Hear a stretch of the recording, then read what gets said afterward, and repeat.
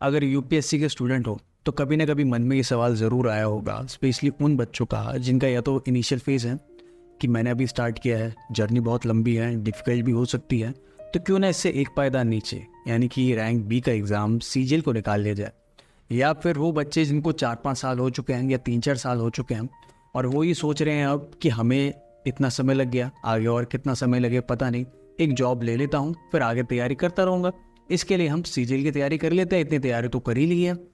दोनों टाइप के बच्चों के लिए आज मैं इन सवालों पर डिस्कस करने वाला हूँ। सवाल क्या है कि मैं यूपीएससी का स्टूडेंट हूँ लेकिन मैं सीजीएल 2024 को टारगेट करना चाहता हूँ, स्टार्ट कैसे करूँ?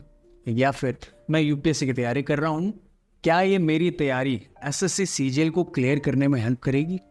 या फिर क्या मैं यूपीएससी और एसएससी सीजीएल दोनों को एक साथ लेके तैयारी कर सकता हूँ? तो इन्हीं सवालों पे आज हम डिस्कस करने वाले हैं। आपको इस बात का ध्यान रखना होगा कि यूपीएससी और सीजीएल दोनों का सिलेबस और पैटर्न अलग होता है, लेकिन फिर भी सिग्निफिकेंटली ओवरलैपिंग होती है कुछ सब्जेक्ट्स में, स्पेशली प्रीलिम्स के टाइम पे।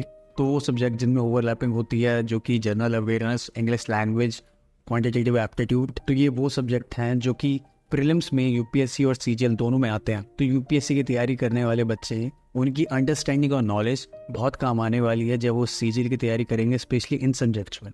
3 सब्जेक्ट्स मैंने बताए हैं ना अभी, उनमें बहुत ज़्यादा काम आने वाले हैं क्योंकि उनकी जो डेप्थ में नॉलेज है इन सब्जेक्ट में, क्योंकि यूपीएससी डेप्थ में जाता है लेकिन एसएससी क्या करता है, ज़्यादा डेप्थ में नहीं जाता, सरफेस पर आता है। लेकिन फिर भी अब लेवल अच्छा होने लग गया है एसएससी का भी, स्पेशली सीजीएल का।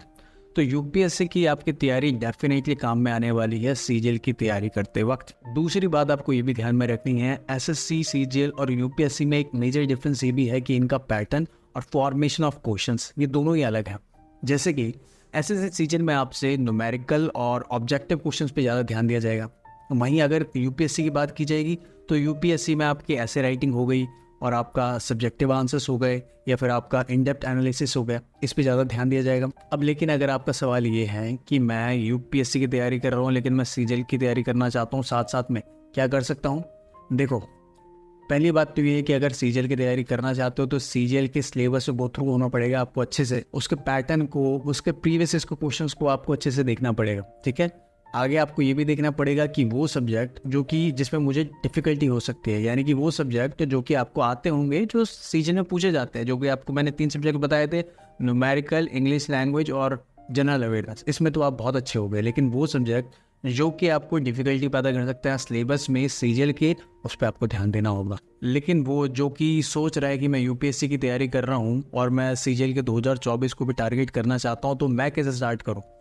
उनके लिए भी आपको भी सिलेबस से गो थ्रू होना पड़ेगा। बिना सिलेबस से गो थ्रू हुए आप नहीं समझ पाओगे कि कौन से सब्जेक्ट पे मेरे को ध्यान देने की ज़रूरत है। वो सब्जेक्ट जो कि आपको आते हैं यूपीएससी की तैयारी से, आपको ऑलरेडी अच्छे से आते हैं, उस पर तो दो पे, लेकिन इतना नहीं देने की ज़रूरत पड़ेगी क्योंकि आपका लेवल ऑलरेडी आपने इन डेप्थ में वो चीज़ें पढ़ रखी हैं। दूसरी चीज़ आपको ये करनी पड़ेगी कि आपको एक स्टडी प्लान बनाना पड़ेगा, यानी कि जैसे आपका स्केड्यूल है जिसमें आप यूपीएससी की तैयारी कर रहे हो, उसमें से कुछ टाइम आपको डिवोट करना पड़ेगा सीजीएल के लिए, उन टॉपिक्स के लिए स्पेशली जो कि आपने अभी यूपीएससी की तैयारी में नहीं किए हैं, उनके लिए आपको टाइम निकालना पड़ेगा। तीसरी चीज़ इसमें यह आती है कि आपको प्रीवियस ईयर्स के क्वेश्चंस लगाने पड़ेंगे ताकि आपको पता चले कि मैं सही पाथ पे जा रहा हूँ, सही रास्ते पे जा रहा हूँ, कि जो मैं टॉपिक पढ़ रहा हूँ क्या एसएससी वैसे क्वेश्चन पूछती भी है, क्या उसी डायरेक्शन के क्वेश्चन आते हैं कि नहीं आते, उसके लिए आपको प्रीवियस ईयर्स के क्वेश्चन लगाने पड़ेंगे। तीसरी चीज़ की अगर मैं बात करूँ तो उसके लिए आपको ज़्यादा टेंशन लेने की ज़रूरत नहीं है, वो है करंट अफेयर्स। अगर आप यूपीएससी के स्टूडेंट हो और करंट अफेयर से अपडेट रहते हो तो फिर आपको सीजीएल के लिए ज़्यादा स्ट्रेस लेने की ज़रूरत नहीं पड़ेगी, क्योंकि आप करंट अफेयर से इतने अवेयर रहोगे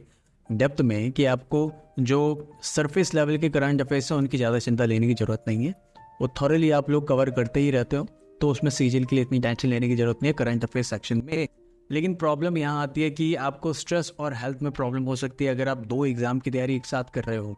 यूपीएससी अपने आप में एक बहुत बड़ा एग्ज़ाम है, सीजीएल भी अपने आप में बड़ा एग्ज़ाम है, बस एक रैंक की फ़र्क है, एक पायदान का फ़र्क है, वो ए है तो ये बी है, बस इतना फ़र्क है। लेकिन दोनों एग्ज़ाम बड़े एग्ज़ाम है, दोनों की तैयारी करने में बहुत ज़्यादा स्ट्रेस लेवल बढ़ जाता है, एक में ही बढ़ जाता है, दोनों में तो बहुत ज़्यादा हो जाएगा। तो इसके लिए आपको क्या करना होगा, इसके लिए आपको बहुत सारी वीडियोस मिल जाएंगी यूट्यूब पे, कैसे अपने स्ट्रेस को रिलीव किया जाए, मेडिटेशन और भी बहुत सारी चीज़ें हैं, उस पर आप लोग ध्यान रखना, पानी पीते रहना। लास्ट चीज़ इसमें जो आती है वो है जॉइंट टेस्ट सीरीज़, यानी कि अगर आप तैयारी कर रहे हो लेकिन आपको पता ही नहीं चले कि मेरी प्रोग्रेस कितनी हो रही है, कैसी हो रही है, तो उसका भी क्या फ़ायदा। तो आपको एक टेस्ट सीरीज़ ज्वाइन करनी है जिसमें आप टेस्ट देते रहोगे, आपको पता चलेगा कि सीजन के अकॉर्डिंगली मैं सही जा रहा हूँ, मेरी प्रिपरेशन सही हो रही है कि नहीं हो रही है।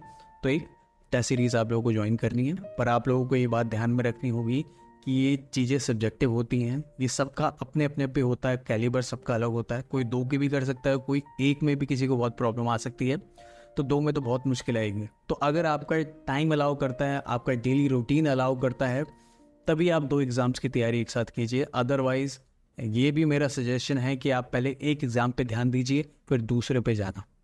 ठीक है, तो आज के लिए बस इतना ही। अगर वीडियो पसंद आई हो तो चैनल को सब्सक्राइब कर देना।